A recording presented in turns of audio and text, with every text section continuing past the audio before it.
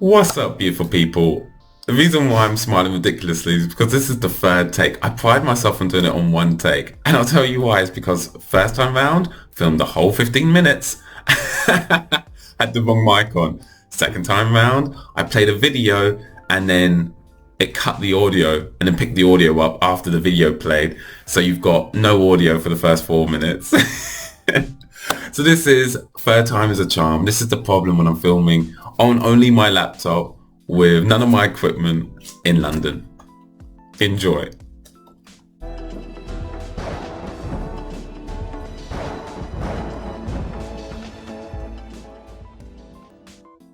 So, third time lucky. Speak it to the universe. It's going to be the last time. It's going to be quality. And I'd like to think, now it's my third time round. It's more refined than ever before. So let's jump into something I already know very well, but I want to introduce to you. Brad Garlinghouse has broken his silence. He is very inactive on Twitter. So when he speaks, we listen. And he retweeted, or quote retweeted, Ashish Birla, stating that Ashish lays out in his recent blog article his vision for RippleNet to serve enterprises in an increasingly tokenized world, and how Ripple are building the future of crypto-enabled financial services one block at a time. Now, who is Ashish? Well, Ashish is the GM of RippleNet at Ripple, and so he is in charge of the main offering to financial institutes on how they can integrate XRP by coming on to RippleNet. Before we go into his thread, let's have a quick refresher of what RippleNet is without playing the video. So RippleNet is the financial network of the future. When you come to Ripple's site and you click Payments Network, it is right there, slap bang, spotlighted on their website. The idea is for them to tap into the world's leading global payments network. When we look at their customers, now if you're part of the XRP community, you know it's exhaustive. But it is really overwhelming when you come onto their site and then they bring a pop-up, getting rid of it all and asking for you to join the network.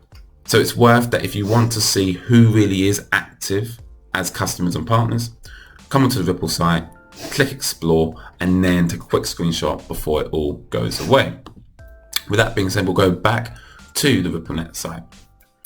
I love this infograph and I put it out on my Twitter because it relates to the whole idea that we've heard Ripple time and time again say they are laying down the pipelines.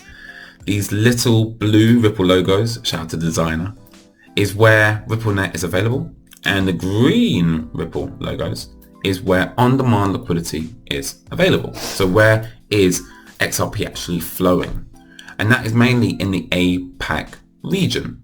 That's the beauty of this infograph. It reminds us that when we say flip the switch, we expect these little blue Ripple logos to start to go green. Whether it will happen all at once or whether we'll see what's happened so far is it will be place by place, country by country, continent by continent, we're yet to see. That should really excite you. A reminder of the capabilities that's decentralized infrastructure, modernized messaging, and the liquidity solution, which we're going to explore in Ashish's blog in just a moment. And the video that has made me do this for the third time is right here. It's 4 minutes. I really do recommend you watch it. I'm not going to touch it, not this time around. So let's head over to the blog. So from Ashish, evolving RippleNet for tokenized future, he starts by talking about the mass adoption of crypto right now, how 80% of central banks are exploring use cases involving CBDCs, with 40% already testing proof of concepts, ranging from Russia to the Bahamas to even England and the Central Bank of England, the Bank of England. So we've got a lot to look forward to. Not only are we now talking of hype or speculation, this is actually happening and institutions want to get involved. It's a question of what companies are working with governments and central banks to do so. So you should feel really confident that Ripple and we have positioned ourselves accordingly. As we move a little bit further down, they then talk about the future of enterprise, and mainly there are two offerings on RippleNet. So the first being ODL, on-demand liquidity. Well, what is ODL? Let's explore it a little bit more. What ODL is, it eliminates the need for pre-funded cross-border payments by using XRP as the bridge currency between two currencies. A beautiful sentence. Let's unpack it a little bit. So pre-funded accounts for example, Barclays, boycott Barclays, where Barclays would have to hold euro, dollars, pounds sterling to facilitate cross-border payments. What that then means is, on a daily basis, a lot of the currency is just locked up floating in nostro-vostro accounts. What on-demand liquidity enables on RippleNet, it eradicates the bank's need and necessity to pre-fund accounts with dollars and euros preparing for cross-border accounts, and instead hold XRP to make instant cross-border transactions using XRP as the bridge currency between the two. Now, when they started off, it was originally fiat to fiat. And so the idea was fiat would be converted to XRP to then be converted back to fiat. That was the main aim, fiat to fiat. And that XRP would slot in the middle. However, they have now evolved since then. And this is the real beauty of any real company. And I say real company, any unicorn, any game-changing company, is where they master one offering and they refine it years after year after year. And then they expand into other areas. And so what we see here is they have now expanded into a wallet. And the power of the wallet is tremendous, because the wallet allows banks and all their customers to become custodians of not just XRP, Bitcoin, stable coins, and these three words right here, anything that's tokenized. And we know Ripple have recently invested into Mintable, entering into the NFT market, let alone everything else that can be tokenized. And more excitingly, that customers will be able to leverage their wallet to source XRP on demand.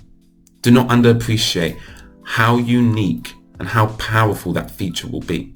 Instead of having to source it through a third party, they won't have to log into Binance, buy on Binance, and then send their XRP from their Binance account to their wallet on the RippleNet. Nope, it's a one-stop shop. Customers sign up to RippleNet, they get a wallet which can be upgraded on the back end to suit the customer's needs and demands. They'll be able to buy XRP from the wallet, and they'll be able to send a certain value, because we don't know the price, it's simple speculation, a certain value of XRP to another bank, for that bank to then convert into fiat or into Bitcoin or into a stable coin or a CBDC. Lots to look forward to regarding ODL. Next, in October, more recently, they introduced line of credit, an extension of ODL, which allows RippleNet customers to source capital on demand to initiate cross-border payments at scale using XRP. Ripple are not going to forget about XRP. It is the cornerstone to their business, and they're building products around XRP to facilitate its utility.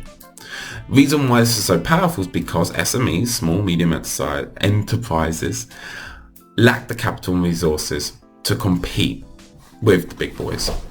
So before switching to RippleNet, they wouldn't have access to such same services as traditional financial institutions, FIs, and were often overcharged for legacy systems, sometimes even resorting to costly VC money to fund these payment flows. And the beauty is they are constantly building to meet the needs of their current and future customers.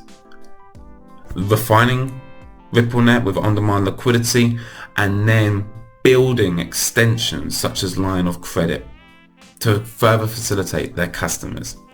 The rest of the blog goes on to talk about what their existing partners are doing with some use cases of how they're using ODL around the world. And what I love right here is if you're a financial institute looking to get competitive advantage, get in touch. So if you are watching my video, head over to Ripple. If you're a financial institute, change the game. Join RippleNet. Now that I've done my marketing for them, let's go back to Ashish's blog.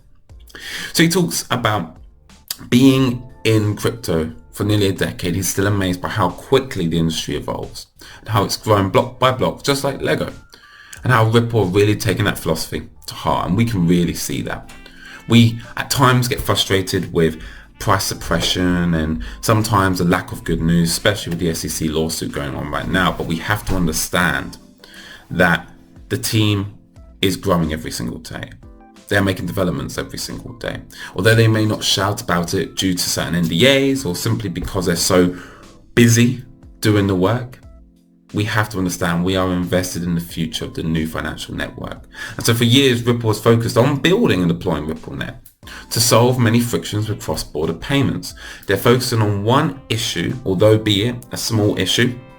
So the 20% of all the issues in the world, cross-border payments makes up 20%, let's say. But it results in 80% of the issues faced in the financial industry. A very smart move.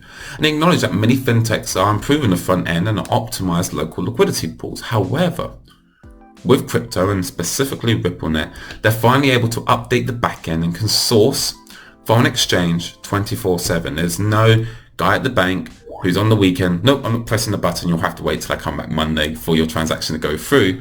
That's not the case with crypto, and more specifically RippleNet. As we all know, the world is becoming more tokenized. That much is obviously clear. All signs point towards decentralized finance becoming as ubiquitous as web or mobile have become, enabling the flow of information, which requires a healthy liquidity for all kinds of assets. We can't forget about ODL. And finally, to summarize, to build this future, we at Ripple are evolving RippleNet to provide more than just crypto-enabled instant cross-border payments. Ladies and gentlemen, that right there is telling us that we're killing the game here. Price will appreciate through this offering we are developing for our customers, but we're also letting you know we're not stopping with just cross-border payments. We are going to become the bridge between a growing world of tokenized services and traditional enterprises. They're telling us without telling us. More to come, exclamation mark. If only we could be in the minds of Ashish and Brad. I think we'd all spend a little bit more investing in XRP. Now, of course, not financial advice, but I do hope that if you are in XRP, this gives you great confidence of what's to come. It definitely does for me. That's why I was so excited to do a deep dive today. Even though it took me 3 attempts, it was well worth it. And you know what? I didn't resent it one bit.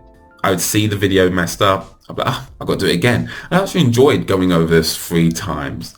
They say that if you read something, you learn it twice. No. If you read it, you learn it once. If you teach it, you learn it twice. Well, I've now taught it 3 times. I'd like to think I'll master it on this attempt. More importantly, I thank you for investing your time to watch this video. And I will see you in the next one.